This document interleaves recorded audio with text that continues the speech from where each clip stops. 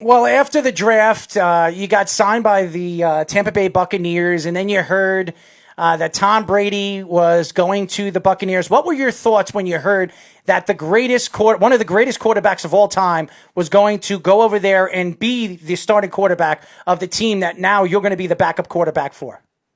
He signed a while ago, Mm-hmm. and through the draft process, I had some teams that had talked about drafting me, and the Bucks were one of them. And so I was driving home from San Diego, and I found out from one of my buddies that they had traded for Gronk too, and it was going to result in a seventh round pick. So that kind of got my hopes up a little bit, about potentially being drafted by the Bucks and getting to play with Tom Brady. But they ended up making other decisions late in the draft, but I got really lucky, and they were willing to give me an opportunity, as an undrafted free agent. The other end of it too is the Buccaneers have a lot of exciting skill players. You mentioned Gronk, but they also have Chris Godwin, Mike Evans, OJ Yep. Howard, Cameron Braid, a lot of nice players to work with. What are you most looking forward to working with them and watching them play? I've gotten to connect with a few of them already, and watching them on film and stuff. It's amazing, how talented Mike Evans and Chris Godwin are, and watching Chris catch the ball and make plays with with the the ball in his hands, after the catch is really impressive. And I think after watching them, I think they're probably the best wide receiver duo in the NFL. And you add an already stacked tight end room with OJ and Cameron Brate. Adding Gronk to that is just going to be lethal. So I'm excited to see what we do with personnel, and we've had a lot of talks about scheme and stuff like that already. So it's going to be fun. Reid, you look at Bruce Arians, who is one of the most underrated offensive minds in NFL history. This is a guy that won back-to-back years as Coach of the Year. And really, when you look at the growth of some of the quarterbacks that has worked under him, Ben Roethlisberger was one of them. And you're a big quarterback. You're 6'4". You're a quarterback that can move inside and outside of the pocket, but you're a pocket-present quarterback. Do you think that Bruce Arians can really develop your skills as an NFL quarterback? Yeah, 100%. Already getting to talk to him and going through what's essentially his offense. I've learned a ton already, and adding Tom Brady to that mix, I think, is going to set me up for the ideal NFL career. And I'm a small school guy. I think I'm going to get the best education that I could possibly get in the NFL right now. And Bruce Arians is a huge part of that. And I've been a Coach Arians fan for a long, long time, and listened to a lot of his appearances on podcasts and read his book and all that stuff even before this opportunity. So that just makes it even more exciting. I was going to ask about the actual offense itself. It was actually one of the more complex offenses in the league, even when he was offensive coordinator with the Steelers and with the Colts, and then obviously with the Cardinals. It's one of the more complex offenses, but it's also offenses that quarterbacks that are in there for the first time seem to have instant success in. Do you think that has helped your transition in terms of learning his offense? Yeah, 100%. And what's great is I played in a West Coast style, pro style offense in college that was very, verb heavy. The play calls are long. And so, already going over, what they've got installed and everything like that, I think it's meshed very well with the education I've had already. And, the little minute details that I've already been able to be coached up on is going to, help me be in a good position moving forward. Reid, the NFL game is a lot faster than college football. When you look at the game and the speed of the game and the transition of the game, as a quarterback, what are the things that you will see as an NFL quarterback that you didn't see as a college quarterback? I think it's the speed, like you said, and the thing that shocked me was when I went to the NFLPA Bowl in January. Those are all kids from big schools and things like that, and I think it comes down to preparation. If you're prepared when you're out on the field, you don't have to think, and then when you're on time with the ball, it doesn't matter what athlete's out there, because if you're on time and making good decisions, you can beat people with the ball no matter the athlete. So I think it's going to be important that I use the full extent of my ability to prepare. And, I really think that's what helps separate me from other guys in college too, was that ability. So, I think it's going to take a little bit potentially to adjust to that, but the wide receivers are bigger, faster, stronger too. So that's just as exciting. Talk about the evolution of the quarterback position, both college football and the NFL, that you've seen from when you started watching and playing when you were a kid to where you are now. Yeah, I grew up a huge Peyton Manning fan, and Tom Brady caused me a lot of heartache as a kid. And it's funny now that we get to be teammates. But so watching, Peyton Manning, I tried to do everything that he did, his drop and trying to command the line of scrimmage and all of those things. And, as I've gotten older, I realized that, I'm not a freak athlete by any means, but I could make, a couple plays here and there on my feet. And I think that added a valuable, asset to what I'm doing. But you look at Lamar Jackson and Patrick Mahomes and what they did to the NFL these last couple of years, the game is changing. And I think what's cool is some organizations are willing to change what they're doing to suit the personnel that they have. And I think that's what, made the Ravens so good this year was Lamar Jackson is a special player. And I mean, he's smart, he's athletic as hell, and he just is able to make plays that other guys don't. And even when you account for him in a defense, he's able to beat guys one-on-one. So I think the evolution of things like that has changed. And I love the way that certain teams take advantage in the run game like the Titans did this year. And, I think there's always dynamics that, change week to week and team to team. So that's been my favorite thing growing up and like understanding the game more is all those little aspects that go into a week to week game plan. You were talking about the NFL and what you watch the game as, and the speed of the game is completely transitioned. It's become a wide receiving game and prima donna game. And you talk about Odell Beckham, you talk about Julio Jones, you talk about Hopkins. You see all these great wide receivers, and you have a bunch of them on your team now in Evans. And you see the great hands that some of these guys have, the one-handed catches that you see. Now, watching the game on what you saw the game as when you were a kid, and now watching the game and the speed of the game completely transition with the new rules and the quarterback position, the mobility of the quarterback position, do you think that as a quarterback and the mobility of some of these different quarterbacks you've seen over the years, the Russell Wilsons, and then you try to compare them to the Peyton Mannings, do you think that your game can transition into that mobility type of quarterback position? No. I mean, I'm not Russell Wilson or Lamar Jackson or anything like that, but I think some of the people that I got compared to was like Carson Wentz or Alex Smith, and they're both way better athletes than I am. Of course. But, sometimes you step up and you see a play and guys are covered, but there's a little bit of an opening and, maybe you get 6 or 7 yards and get down, that's just as good as a good completion.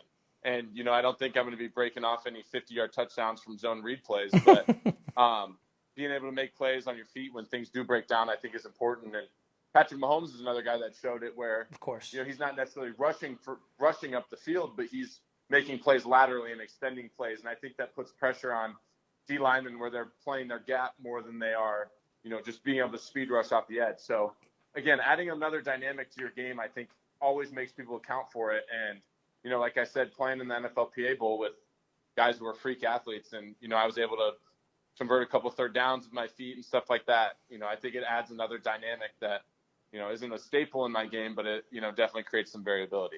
One of the new trends as a result of that mobile quarterback trend has been the RPO offenses. No matter how mobile your quarterback is, we're seeing a lot of new play action concepts that we saw in spurts before, but not really all the time. One, did you play with any of those types of offenses in college when you were at San Diego? And two, do you think this trend will continue? I think the game's always evolving. So as there's things that become a counter in the offensive game to defense, defenses find ways to counter it. And so I think the RPO right now is kind of in style, and I think there's good things that come of it. But, I think it's something that could continue to progress, or, defenses will find a way to stop it. And, that kind of becomes the end of it. But we did a little bit of it at University of San Diego, and, I think I'm a decent decision maker. So when you have somebody who's making good decisions consistently, the RPO game is really effective. And when you have the RPO game versus a light box and, you're able to take shots on the outside or, get the ball across the middle quickly, it's really effective. So when you have it set up correctly and you have somebody who's making good decisions, I think it's an effective part of your game.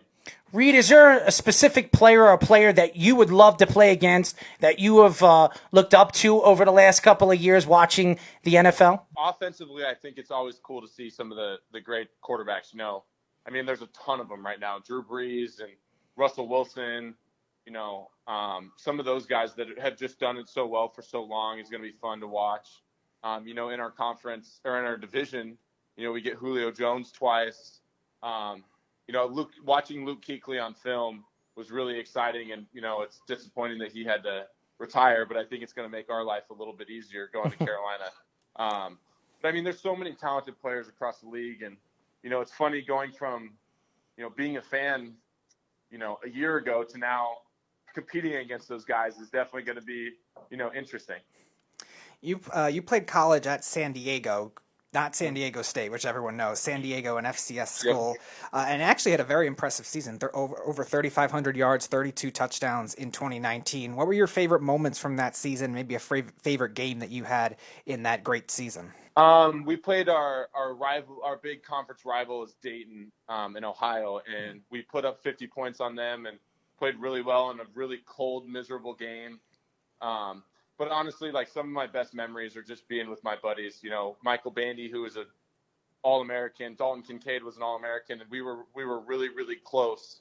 And being able to mess around in the airport, and we're spending so much time together. Those are honestly my favorite memories, and I think I'll end up talking about those a lot longer than I'll talk about any specific game or play or anything like that. Reid, if there was a coach that was looking and trying to discover you, and they're trying to figure out your strengths and your weaknesses, what would you put on a piece of paper that would explain who you are as a player? That's a good question. I mean, I think the biggest things that were pros in the eyes of coaches for me was, I'm big.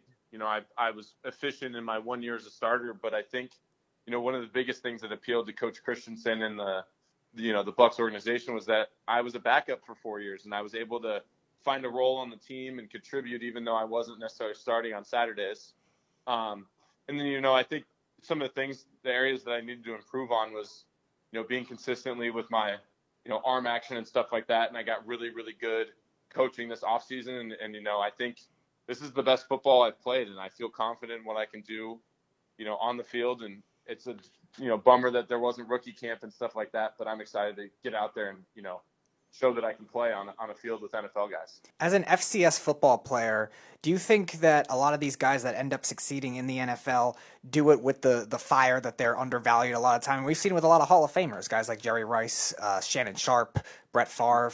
They played all of these, all these small schools. Is that something that fuels a lot of these guys? And do you think because of this maybe positive trend, you'll see more of them in future drafts? I think there's more and more exposure for those guys now, as you can see things on the internet, and you can get more exposure to film and stuff like that as we're becoming more technologically advanced. But it's not really a chip on my shoulder, because I think the body of work I put together, the University of San Diego was a great place for me, and I think it's one of those things that I went to a program that we won, and we didn't necessarily get everything. We didn't have great facilities.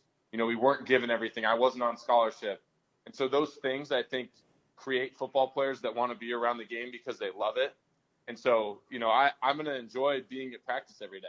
And, I don't need all the glitz and glamour or whatever else. I just want to play football. And, I think sometimes that gets lost on some of not everybody, but some of the big school guys where, you go to a big school and you're the man on campus or whatever. And, I still have friends that are like, oh, I didn't know we had football, kind of thing, which it hurts a little bit. It hurts a little bit. But, I think it's that love of the game from some of those FCS guys that put them in a position to be successful over a long period of time, because they're willing to work and they just want to be there. Reid, there's quite a few Buccaneer fans out there that probably listen to this show. If you were to tell all the Buccaneer fans a little bit about yourself and sell yourself to them, how would you sell yourself to them? I mean, I'm just excited to play, and I'm really, really happy that I get to be in Tampa Bay, and I had 10 or 12 offers to be a free agent somewhere, and I didn't entertain any of them. I didn't care about the money or whatever. I just wanted to be in Tampa Bay, and I'm going to do whatever I can to help this team win. If that means be a practice squad guy or be the backup, or, I've joked if Tom has a bad camp and I come out, firing, maybe week one, I get a chance. But, in all seriousness, I just want to play football, and, I'm going to find a way to contribute to this organization. And, it may not be all the glitz and glamour, and you may not hear about me for a while, but, I just want to help us win. Reid, why don't you sign with the Jets? Why did you sign with the Jets? Hey, the Jets are a great organization. I don't know about that. My age too. I think that would have been a decent landing spot, but it doesn't quite beat getting to play with Tom Brady. No, it doesn't. You should be happy somebody praised him after everyone's bashing them today. Everybody's bashing the Jets with this Jamal Adams thing. It's killing me today, man. It's killing me. Oh my God! Why am I not surprised? The Jets are a laughing stock of the NFL half the time, anyways.